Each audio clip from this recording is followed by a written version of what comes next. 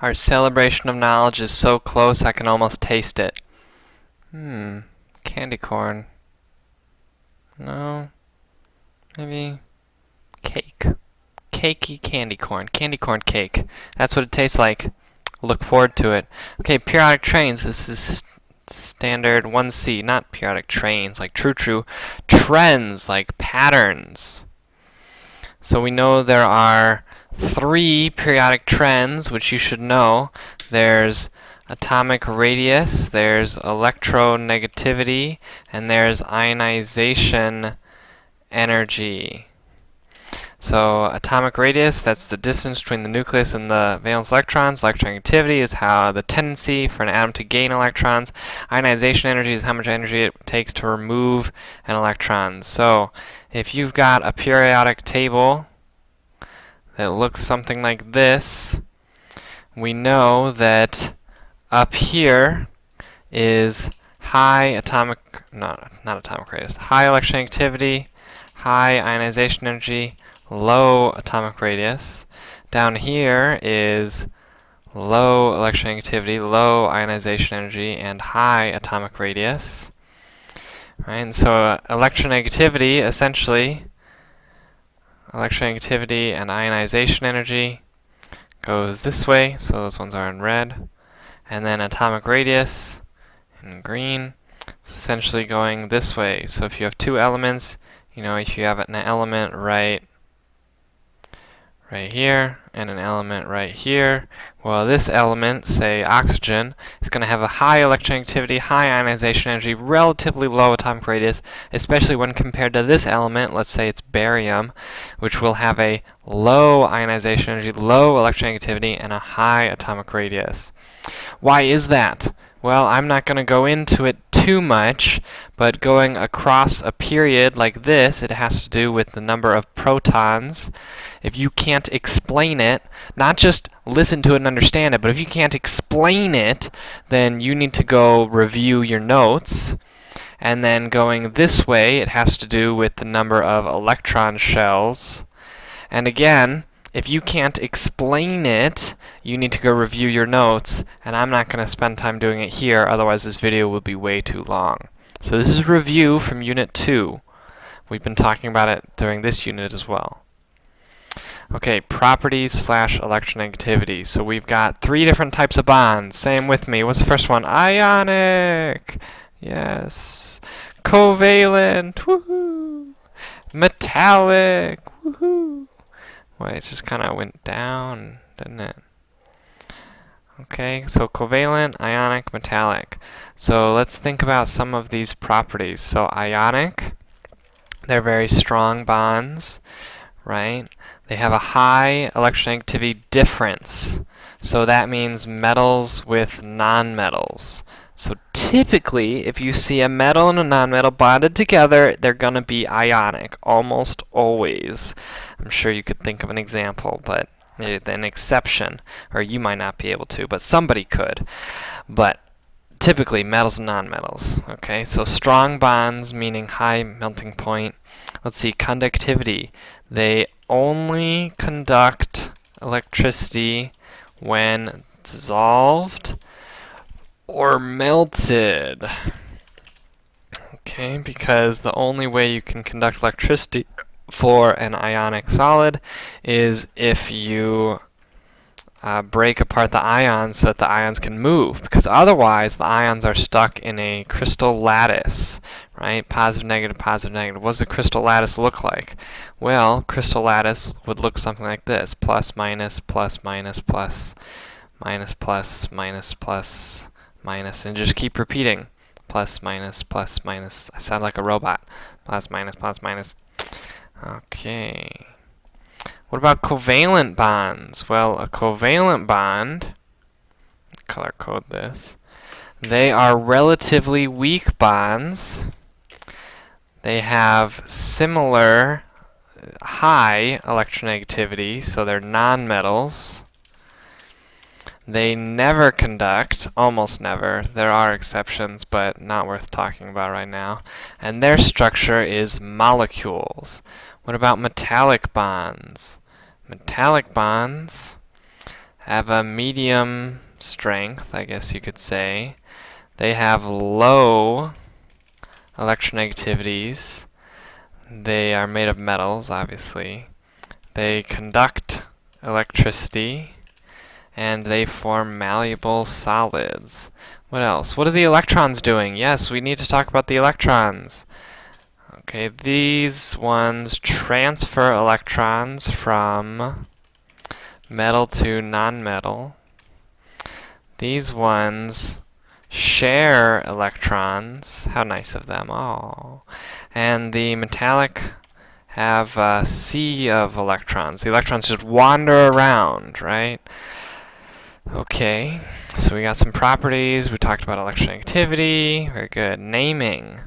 Okay, metallic, we don't talk about naming. Don't worry about it. We got ionic and we got covalent naming. So ionic, there's no prefixes. It goes metal, then nonmetal.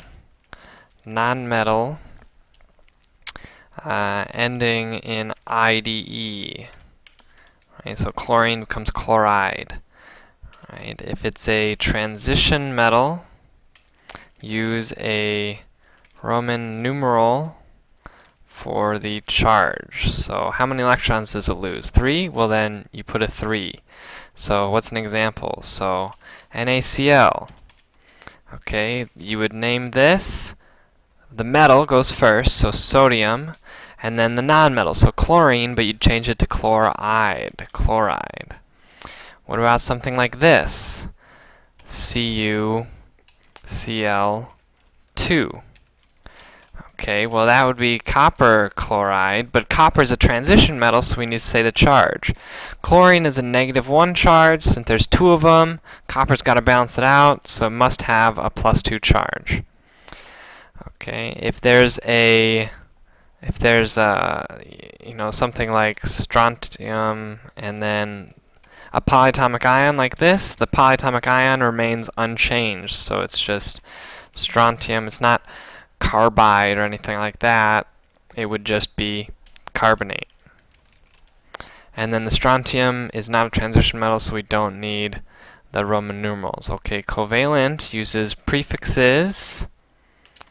No prefix for first if only one. I'll give you an example of that in a second. And then the second element ends in IDE. Okie doke. So what's an example? An example would be H2O. So here, the first one's hydrogen. There's 2, so we have to do dihydrogen. And then the second one, there's 1, so we have to do mono, but it already has an O, so monox. But it's not monoxygen, it's monoxide. How about this one, CO? So the first one, it's by itself, but it doesn't have a prefix, so it's just carbon, because there's only one of them. Otherwise, it would have, if there were 2, it'd be like dihydrogen, it'd be dicarbon. So here, we need another monoxide, because it's got 1. So the second one has 1, so we add a prefix of 1. The first one has 1, but it's a first one, so we don't add a prefix, and it doesn't add an ide. So this is carbon monoxide, which, by the way, very poisonous. If you're burning something, it produces carbon dioxide. If you run out of oxygen and you still burn it, it produces carbon monoxide. Bad news. Bad, bad news. Lewis dot structures. Okay, so Lewis dot structures are how we represent the valence electrons in a molecule. So we already looked at 1, H2O. So you draw the one that can make the most bonds in the middle, so that's oxygen. And then you're going to bond it to hydrogen. Hydrogen has 1 valence electron, can make 1 bond. So we make a bond right there, we make a bond right there. Does everything have a full shell? Oxygen has 8, 2, 4, 6, 8. Each hydrogen has 2, but since hydrogen only has that first shell, which holds 2, then you're okay. Okay, let's look at something like CO2. So carbon can make the most bonds. It can make 4 bonds.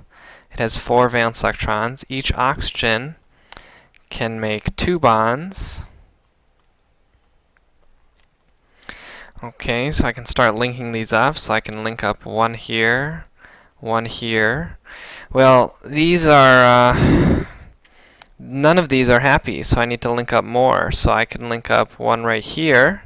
So this is actually forming a double bond now. I can link up these two as well. So that gives me carbon has 2 bonds with oxygen, which has 2 lone pairs, has 2 bonds with the other oxygen, which also has 2 lone pairs. So this would be an example of carbon dioxide, which actually, here's another working structure for carbon dioxide. Why does this one work? Because it has the right number of electrons. How many valence electrons total are there, right? 6, 4, that's 10, plus 6 is 16.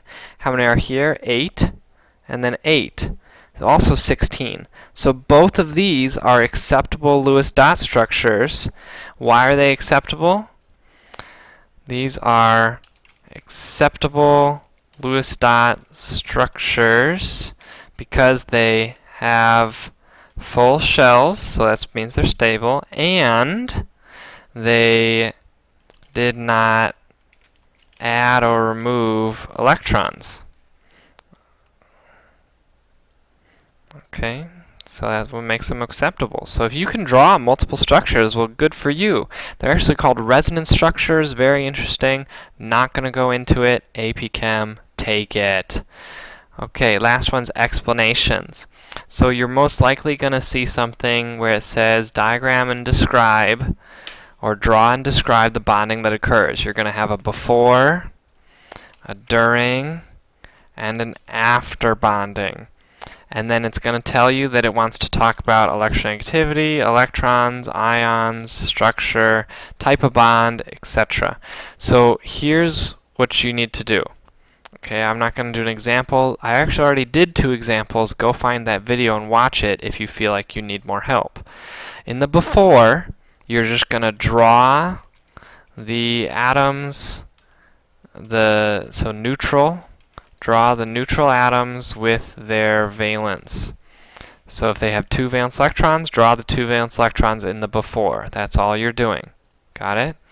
In the during, draw the electrons moving. Remember, covalent equals move to middle and share, and then ionic, the metals give to nonmetals.